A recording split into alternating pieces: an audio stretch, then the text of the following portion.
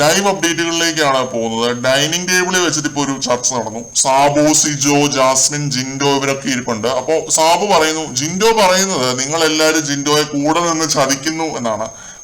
അങ്ങനെയാണോ ശരിക്കും? ചതിയുടെ രാജാവിനോടാണോ ചതിയുടെ കാര്യം സംസാരിക്കുന്നതെന്ന് ഉടനെ ജാസ്മിൻ. ജിൻഡോയെ അടിക്കാൻ കിട്ടുന്ന ഒരവസരവും ജാസ്മിൻ പാഴാക്കത്തില്ല. അപ്പൊ ഉടനെ സിജോ പറയുന്നു, 2 ദിവസമായിട്ട് ഞാൻ ജിൻഡോ ബ്രോയോട് സംസാരിക്കുന്നുണ്ട്, പറഞ്ഞാല് ഞാൻ ചെയ്യില്ല എന്ന് വെച്ചാൽ വഞ്ചിക്കില്ല എന്നുള്ള രീതിയിൽ സിജോ പറയുന്നു. ആ സമയത്ത് ജാസ്മിൻ ഫുൾ ഓൺ ജിൻഡോയെ കുറ്റം പറഞ്ഞ് ഇങ്ങനെ സ്കോർ ചെയ്യാൻ നോക്കുന്നുണ്ട്. എന്നെ ഞൊട്ടിയാൽ ഉപകാരമാവുമെന്ന് തോന്നുന്ന സമയത്ത് എന്നെ ജിൻഡോ ഞൊട്ടും. എനിക്കറിയാവുന്ന ജിൻഡോയെ കുറിച്ചല്ലേ എനിക്ക് പറയാൻ പറ്റത്തുള്ളൂ. ജിൻഡോ എന്നെ ഇതുവരെ ഞൊട്ടിയിട്ടേ ഉള്ളൂ എന്നിങ്ങനെ ജാസ്മിൻ പറയുന്നു. ഇത് ലാംഗ്വേജ് ആണ് യൂസ് ചെയ്യുന്നത് നിങ്ങളൊന്ന് നോക്കണം. അപ്പോൾ ഉടനെ സാബു ജിൻഡോയുടെ കൂടെ നിന്ന് വഞ്ചിക്കുന്നത് ആരാണെന്ന് പറയാൻ ഇങ്ങനെ പറയുന്നു. കൂടെ ആരും നിന്നിട്ടില്ല ഇതുവരെ, കൂടെ നിന്നിട്ട് വേണ്ടേ വഞ്ചിക്കാനെന്ന് ജിൻഡോ ആദ്യം പറയുന്നു.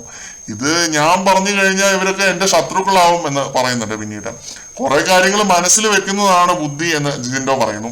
ഈ സമയത്ത് ജാസ്മിൻ പറയുന്നു, സാബുച്ചേട്ട ഇപ്പൊ പുള്ളി പറഞ്ഞത് വെച്ച് നോക്കുവാണെങ്കിൽ ഒരാൾക്കെതിരെയുള്ള പോയിന്റുകൾ മനസ്സിൽ വെച്ച് കഴിഞ്ഞാൽ നാളെ അതെടുത്ത് തിരിച്ച് യൂസ് ചെയ്യാൻ പറ്റില്ലല്ലോ എന്ന് ജാസ്മിൻ പറയുന്നു. വളരെ റിവേഴ്സ് സൈക്കോളജി പരിപാടിയാണ് ജാസ്മിൻ പറയുന്നത്. അയ്യോ ജാസ്മിൻ മാസാണേ എന്നിങ്ങനെ ജിൻഡോ എന്തോ പറയുന്നു. സിജോയെ വിശ്വസിക്കാമെന്ന് ജിൻഡോ കൈ ചൂണ്ടി പറയുന്നുണ്ട്. ഇവനെ മാത്രം എനിക്ക് വിശ്വാസം ഉണ്ടോ എന്നുള്ള രീതി പറയുന്നുണ്ട്. അപ്പൊ സിജോ ഇവർ 2 ദിവസമായിട്ട് ചർച്ച ചെയ്യുന്ന കാര്യങ്ങൾ സാബുവിനോട് പറയുന്നു.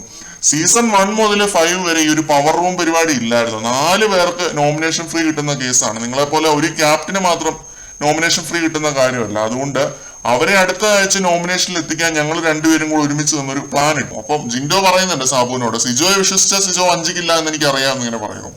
ഇവരുടെ ഈ ഒരു ചർച്ചയൊക്കെ കേട്ടിട്ട് സാബു ഓർക്കുന്നുണ്ട്, 5 കൊല്ലം മുന്നേ ഞാൻ ഈ സീനൊക്കെ വിട്ടതാണല്ലോ എന്ന്. ബിഗ് ബോസ് എന്താണെന്ന് പോലും അറിയാത്തൊരു ജനതയ്ക്കിടയിൽ അങ്ങനെ ഒരു ഷോ ലോഞ്ച് ചെയ്ത സീസണിൽ വന്ന് കപ്പടിച്ച ആളാണ് സാബു.